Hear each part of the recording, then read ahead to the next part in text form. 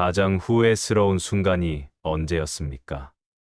빠르게 움직였기 때문이었습니까? 아니면 너무 가볍게 움직였기 때문이었습니까? 많은 분들이 이 두 가지를 같은 것으로 여깁니다. 서둘렀으니까 가벼웠다고. 천천히 했으면 무거웠을 것이라고. 그런데 저는 그 생각이 조금 다릅니다. 빠르게 움직이면서도 무거울 수 있습니다. 느리게 움직이면서도 한없이 가벼울 수 있습니다. 속도와 무게는 다른 이야기입니다. 저는 오늘 그 이야기를 하려고 합니다. 이순신이라는 사람이 남긴 말 가운데 저는 특히 이 문장을 오래 들여다보았습니다. 가볍게 움직이지 말고 태산같이 정중히 하라. 처음 이 문장을 만났을 때 저는 이것을 예절에 관한 말로 읽었습니다. 예의 바르게, 정중하게, 상대를 존중하며 움직이라는 뜻이라고. 그런데 계속 들여다보니 그 뜻이 달랐습니다. 정중함은 예절이 아니었습니다. 정중함은 흔들리지 않는 내부의 질서였습니다. 자신의 속도를 한번 낮추는 능력, 결정의 무게를 스스로 다루는 훈련, 감정이 앞으로 튀어나가기 전에 먼저 자리를 잡는 기술. 그것이 이순신이 말한 정중함이었습니다. 오늘 이 이야기는 전쟁의 이야기가 아닙니다. 그가 처음 움직이던 날, 그리고 그날 이후 계속 유지하려 했던 마음의 자세에 관한 이야기입니다. 그 자세를 우리의 하루에 한번 가져다 놓아 보려고 합니다. 서두르되, 가볍지 않게, 빠르되, 무너지지 않게. 그 두 가지가 어떻게 함께 가능한지 천천히 이야기하겠습니다. 일부 처음 움직이는 날의 원칙. 삶에서 다시 움직이는 날이 있습니다.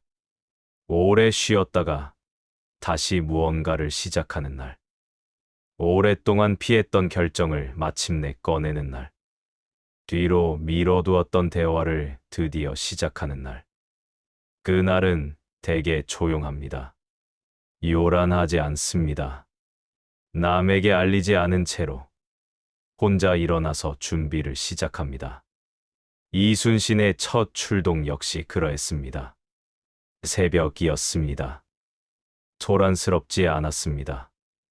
북을 울리거나 깃발을 높이 들고 나아간 것이 아니었습니다. 그저 조용히 준비한 것들을 챙기고 약속된 방향으로 움직이기 시작했습니다. 저는 이 새벽의 출발을 오래 생각했습니다. 왜 굳이 새벽이었을까? 아마도 소란을 줄이기 위해서였을 것입니다. 시작하는 날은 언제나 시선이 많습니다. 주변에서 말이 많아집니다. 누군가는 걱정하고, 누군가는 조언하고, 누군가는 아예 말리기도 합니다. 그 소리들이 쌓이면 움직이기도 전에 마음이 먼저 흔들립니다. 새벽은 그 소리들이 아직 깨어나지 않은 시간입니다. 남의 눈치를 보기 전에 내 기준을 먼저 세울 수 있는 시간입니다. 우리의 삶에서 이런 새벽이 필요할 때가 있습니다. 병원 검사 결과를 들으러 가는 날 아침. 오랫동안 미뤄온 가족 모임에 다시 나가기로 결심한 날. 관계가 서먹해진 사람에게 먼저 연락하기로 마음먹은 날. 중요한 서류를 정리하러 앉은 날. 그런 날의 시작을 어떻게 만드느냐가 그날 전체의 결을 결정합니다. 들뜬 마음으로 시작하면 들떠서 끝납니다. 조급한 마음으로 시작하면 조급함이 실수를 만들어냅니다. 그런데 조용히 내 기준을 먼저 세우고 시작하면 중간에 예상치 못한 일이 생겨도 그 기준이 중심을 잡아줍니다. 이순신은 출발 전에 이런 말을 기록했습니다. 신중히 생각하지 않으면 경거망동하게 된다. 경거망동. 가볍게 함부로 움직인다는 뜻입니다. 그는 빠른 움직임을 두려워하지 않았습니다. 가벼운 움직임을 경계했습니다. 이 차이가 작은 것 같지만 실제 삶에서는 매우 큰 차이를 만들어냅니다. 회의실에서 먼저 말을 꺼내는 것이 잘못이 아닙니다. 아무 생각 없이 꺼내는 것이 문제입니다. 가족에게 결정을 빠르게 전달하는 것이 잘못이 아닙니다. 상대의 반응을 전혀 고려하지 않고 전달하는 것이 문제입니다. 속도가 아니라 무게입니다. 그리고 그 무게는 시작하는 순간의 자세에서 만들어집니다. 첫 출동의 날, 이순신이 새벽에 조용히 움직인 것은 단순한 전술적 이유만은 아니었을 것입니다. 그것은 자신의 마음을 먼저 정돈하는 방식이기도 했을 것입니다. 남이 아직 깨어나지 않은 시간에 나는 이미 내 중심을 잡습니다. 소란이 오기 전에 나는 이미 기준을 세웁니다. 그렇게 시작한 날은 흔들려도 돌아올 곳이 있습니다. 그 돌아올 곳이 처음 세운 기준입니다. 시작의 자세가 전체를 결정한다는 말은 그런 의미입니다. 처음을 잘 시작하면 모든 것이 잘 된다는 낙관적 이야기가 아닙니다. 처음에 세운 기준이 있어야 중간에 흔들릴 때 돌아올 곳이 생긴다는 이야기입니다. 기준 없이 시작하면 흔들릴 때 어디로 돌아와야 할지 모릅니다. 그래서 더 크게 흔들립니다. 기준이 있으면 흔들려도 돌아옵니다. 그것이 시작의 자세가 하는 일입니다. 지금 삶에서 다시 움직이려 하는 일이 있다면 한 가지만 먼저 물어보십시오. 나는 무엇을 기준으로 이것을 시작하는가? 그 기준이 명확하면 새벽에 조용히 출발해도 방향을 잃지 않습니다. 그 기준이 없으면 아무리 요란하게 출발해도 중간에 멈추게 됩니다. 2부 기다림이 무너뜨리지 않게 하는 이순신의 첫 출동에서 흥미로운 일이 있었습니다. 약속한 장소로 나아갔을 때 함께해야 할 전력이 제때 오지 않았습니다. 정보도 완전하지 않았습니다. 계획한 대로 흘러가지 않았습니다. 이것은 우리에게도 낯선 일이 아닙니다. 약속한 시간에 상대가 나타나지 않을 때, 함께 결정하기로 한 사람이 답을 주지 않을 때, 준비를 다 했는데 상황이 바뀌었다는 연락이 올 때, 그 순간 마음은 세 가지 중 하나로 움직입니다. 첫째, 분노합니다. 왜 약속을 지키지 않는가? 나를 무시하는가? 둘째, 조급해집니다. 어떻게 하지? 빨리 뭔가를 해야 하지 않나? 셋째, 포기하고 싶어집니다. 애초에 이렇게 될 것이었다. 그냥 나오지 말걸. 이 세 가지는 모두 같은 뿌리에서 나옵니다. 내 기대와 다르다는 감정입니다. 기대했던 것이 오지 않았을 때 마음이 그 빈자리를 감정으로 채웁니다. 분노, 조급, 포기감. 이것들은 모두 빈자리에 들어온 감정들입니다.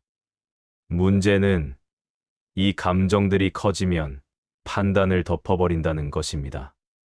분노로 판단하면 관계가 상합니다. 조급함으로 판단하면 실수가 납니다. 포기감으로 판단하면 할 수 있었던 것도 하지 않게 됩니다. 이순신은 이 상황에서 무엇을 했을까요? 기다렸습니다. 그런데 그 기다림은 수동적 기다림이 아니었습니다. 상황을 지켜보면서 자신이 통제할 수 있는 것과 통제할 수 없는 것을 나누었습니다. 통제할 수 없는 것은 정보가 불완전한 것입니다. 통제할 수 있는 것은 자신의 부대가 흔들리지 않게 유지하는 것과 가진 정보 안에서 최선의 판단을 내리는 것. 이 구분이 기다림을 무너지지 않게 만드는 힘입니다. 저는 이것이 오늘날의 많은 상황에 그대로 적용된다고 생각합니다. 그런데 그 기다림 동안 결과는 변하지 않습니다. 제가 아무리 걱정해도 결과지에 적힌 숫자는 바뀌지 않습니다. 변하지 않는 것에 감정을 쏟으면 정작 결과가 나왔을 때 그것을 차분히 받아들이고 다음 결정을 내릴 힘이 남지 않습니다. 기다리는 동안 통제할 수 있는 것에만 집중하는 것. 그것이 기다림을 버티는 기술입니다. 가족 모임에서 비슷한 일이 있습니다. 중요한 이야기를 꺼내려고 단단히 마음먹고 갔는데 분위기가 전혀 그쪽으로 흘러가지 않습니다. 다른 이야기들이 먼저 나오고 누군가 갑자기 다른 주제로 시간을 닫습니다. 내가 준비한 말을 꺼낼 타이밍이 오지 않습니다. 그때 분노하거나 조급해져서 억지로 화제를 끊으면 그날의 분위기 전체를 망칩니다. 정작 하려던 이야기도 제대로 전달되지 않습니다. 기다릴 줄 아는 사람은 그 상황에서도 흔들리지 않습니다. 지금이 그때가 아니라는 것을 알아차리고 다음 기회를 판단합니다. 아니면 작은 틈을 만들어서 조용히 이야기를 꺼냅니다. 억지로 꺼내는 이야기는 아무리 중요한 내용이어도 잘 전달되지 않습니다. 준비된 사람이 준비된 타이밍에 꺼내는 이야기가 받아들여집니다. 돈 문제도 마찬가지입니다. 중요한 금융 결정을 앞두고 정보가 부족할 때, 상대방이 빨리 결정하라는 압박을 줄 때, 내 생각과 다르게 상황이 흘러갈 때, 그 순간의 조급함이 가장 큰 실수를 만들어냅니다. 분노 조급 실수로 가는 길은 실제로 그 순서대로 진행됩니다. 화가 나면 빨리 결정하고 싶어집니다. 빨리 결정하려 하면 확인해야 할 것을 건너뜁니다. 건너뛰면 실수가 납니다. 이 길을 끊는 것이 정중함의 역할입니다. 정중함은 내 말과 행동의 속도를 한번 낮추는 능력입니다. 화가 나도 말의 속도를 낮추면 내뱉지 않아도 될 말을 내뱉지 않습니다. 조급해도 결정의 속도를 낮추면 하지 않아도 될 실수를 하지 않습니다. 그것은 느린 것이 아닙니다. 망가지지 않는 것입니다. 이순신이 기다리는 동안 흔들리지 않을 수 있었던 것은 처음에 세운 기준이 있었기 때문입니다. 내가 왜 여기 있는가? 내가 무엇을 해야 하는가?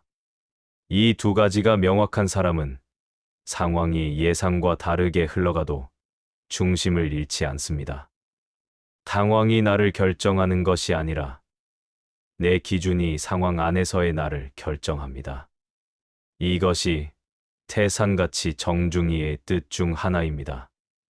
태산은 흔들리지 않습니다. 바람이 불어도 비가 내려도 태산은 그 자리에 있습니다.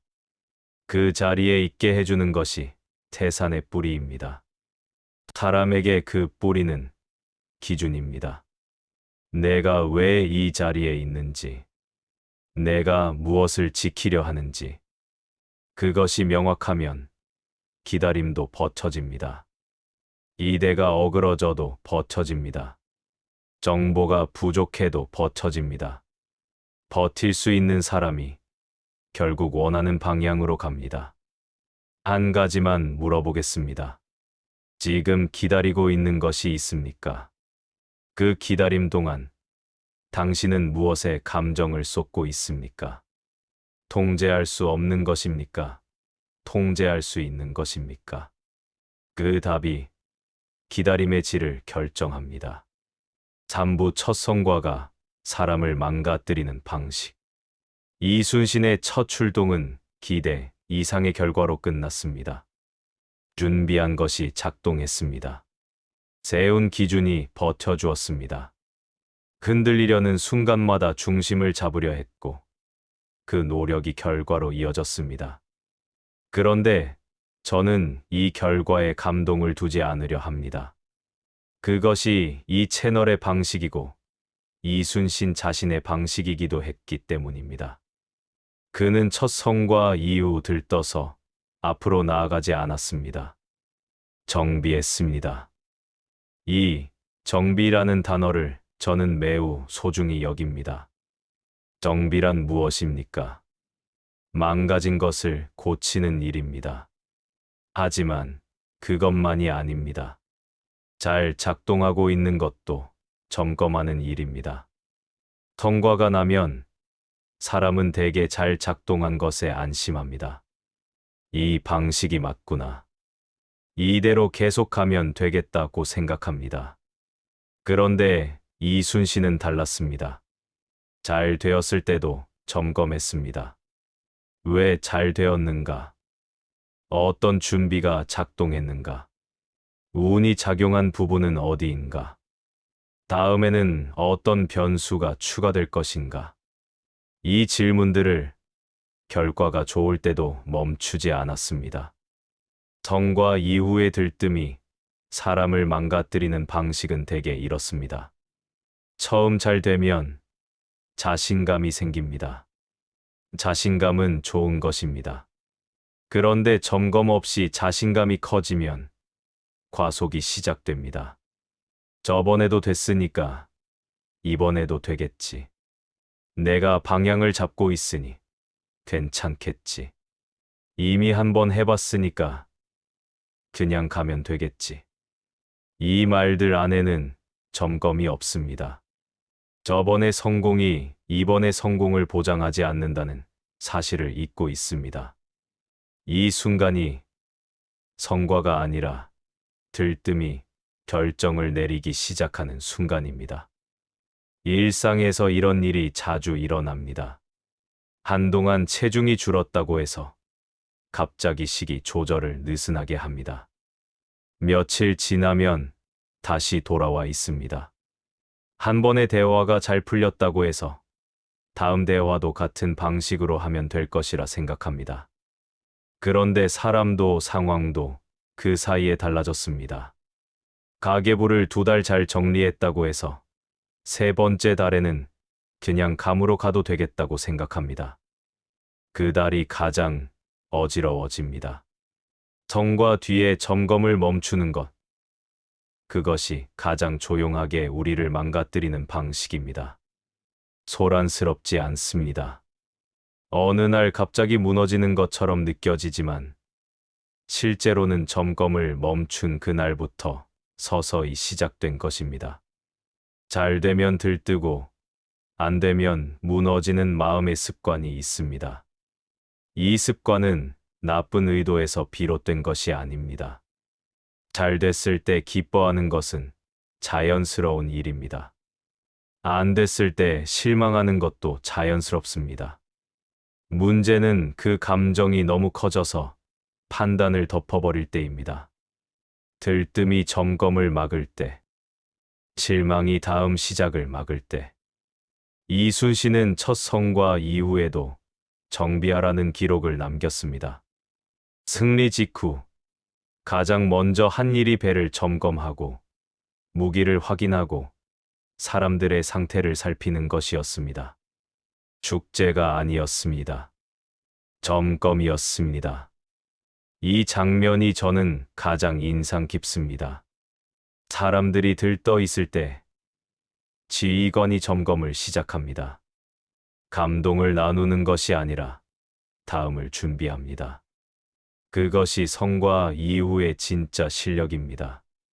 성과 뒤의 조용한 점검이 왜 어려운가? 감정이 반대 방향으로 당기기 때문입니다. 잘 됐다는 안도감이 경계를 풀게 합니다. 그 순간이 가장 위험한 순간입니다. 경계심이 낮아진 상태에서 실수는 더 깊이 들어옵니다. 잘 됐을 때 경계를 유지하는 것. 그것이 정중함의 또 다른 얼굴입니다.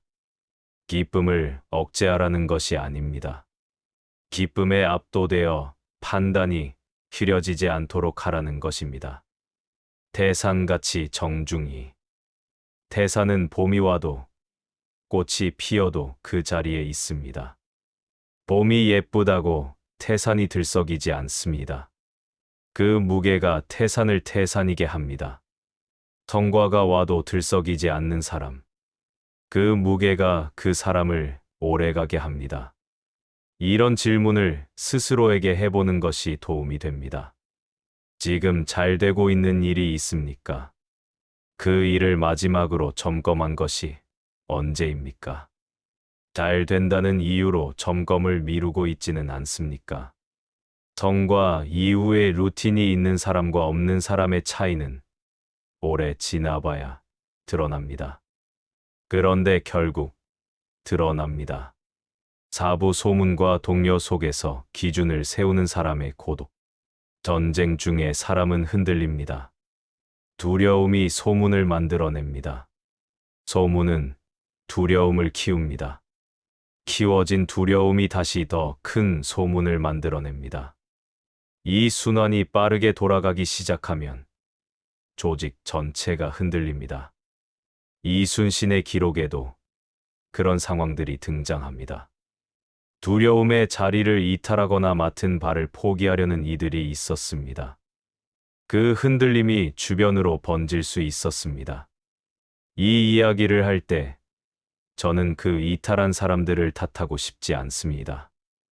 두려움은 의지로만 막을 수 있는 것이 아닙니다. 사람은 두려울 때 흔들립니다. 그것은 자연스러운 일입니다. 문제는 그 흔들림이 번질 때 무엇이 필요한가? 입니다. 답은 기준입니다. 기준이 명확하게 서 있는 사람이 한 명이라도 있을 때 흔들림이 번지는 속도가 달라집니다. 그 사람이 두려움을 느끼지 않아서가 아닙니다. 두려움을 느끼면서도 기준을 유지하기 때문입니다. 그 모습을 보는 사람들이 조금 더 버팁니다. 완전히 안심이 되어서가 아닙니다. 저 사람이 버티고 있으니 조금 덜하는 마음으로 버팁니다. 기준을 세우는 사람은 그 역할을 합니다. 그런데 이 역할은 외롭습니다. 주변이 흔들릴 때 흔들리지 않는 사람은 처음에는 왜 저 사람은 저렇게 냉정한가라는 시선을 받습니다. 불안하지 않냐? 겁이 없냐? 상황 파악이 안 되는 거냐? 그런 시선 속에서도 기준을 유지하는 일이 쉽지 않습니다. 일반적인 조직이나 가족 안에서도 이런 일이 있습니다. 모두가 감정적으로 격해진 대화 자리에서 혼자 차분하게 말하는 사람. 그 사람은 처음에는 왜 저 사람만 혼자 냉정한가라는 느낌을 줍니다. 그러나 그 사람이 없으면 대화는 결론 없이 감정만 남기고 끝납니다. 기준을 세우는 사람이 필요한 이유가 거기에 있습니다. 이순신이 동료에 대해 단호하게 대응한 것도 처벌을 위해서가 아니었을 것입니다. 흔들림이 번지면 돌이킬 수 없어지기 때문입니다. 소문이 커지면 진실보다 소문이 먼저 사람의 판단을 만들어버립니다. 그것을 알았기 때문에 기준을 세우는 일에 단호했을 것입니다. 잔혹함이 아니라 책임이었습니다. 기준을 세우는 것은 권위의 표현이 아니라 흔들림이 더 번지지 않도록 막는 책임입니다. 이것을 오늘의 삶에 가져다 놓으면 이렇습니다. 가정 안에서 불안이 커질 때, 나쁜 소식이 들어왔을 때, 갑자기 결정을 내려야 하는 상황이 올 때, 그 자리에서 기준을 세우는 사람이 있으면 흔들림이 달라집니다. 그 사람이 두려움을 느끼지 않아서가 아닙니다. 두려움을 느끼면서도 먼저 질문을 던집니다. 우리가 지금 통제할 수 있는 것이 무엇인가? 지금 당장 결정해야 하는 것이 있는가? 가장 중요하게 지켜야 할 것이 무엇인가? 이 질문들이 기준을 세우는 행위입니다. 공포와 동요, 소문이 번질 때 사람에게 필요한 것은 영웅이 아닙니다. 기준을 가진 사람입니다. 완벽한 사람이 아닙니다. 두려움이 없는 사람이 아닙니다. 흔들리면서도 기준을 놓지 않는 사람입니다. 그 사람이 한 명만 있어도 자리가 달라집니다. 이순신이 그 역할을 했습니다. 그것은 처음부터 영웅이었기 때문이 아닙니다. 기준을 유지하는 일을 포기하지 않았기 때문입니다. 포기하지 않는 것이 버티게 합니다. 버티는 것이 시간이 지나면 기둥이 됩니다. 기둥이 있는 자리에 사람이 의지합니다. 그런데 이 이야기에서 빠지면 안 되는 것이 있습니다. 기준을 세우는 사람의 고독입니다.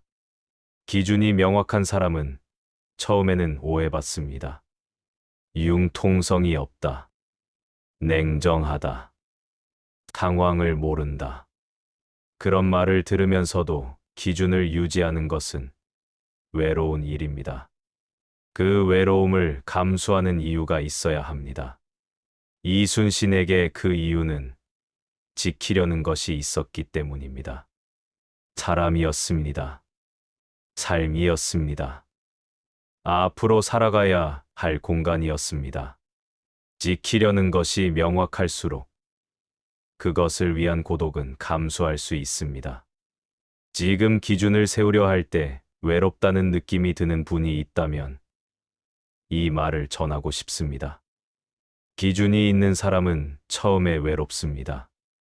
그러나 시간이 지나면 그 기준 옆에 사람이 모입니다.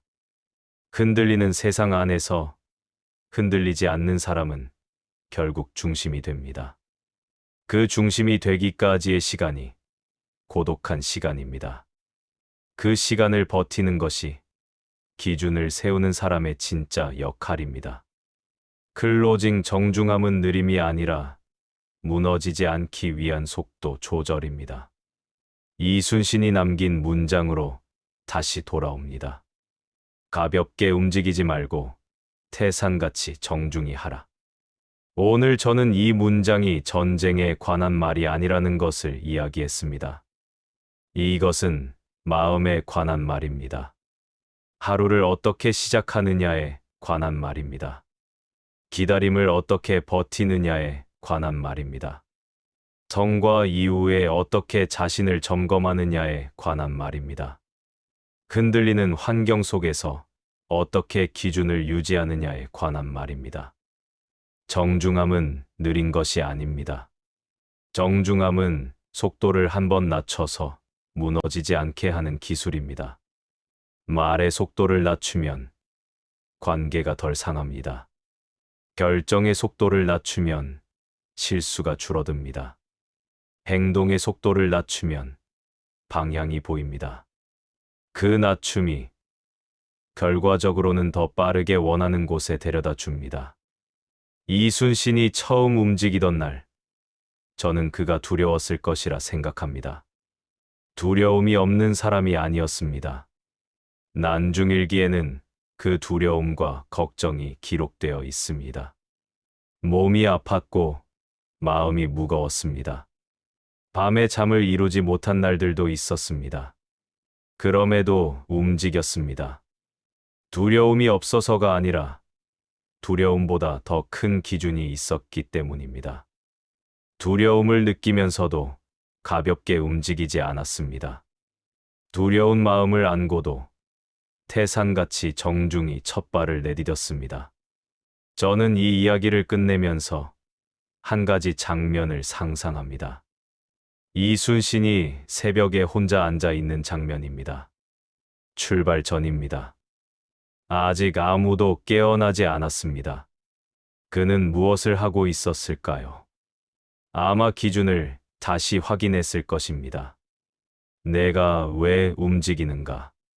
내가 무엇을 지키려 하는가? 오늘 내가 통제할 수 있는 것은 무엇인가? 그 조용한 시간이 하루 전체를 무겁게 만들었을 것입니다.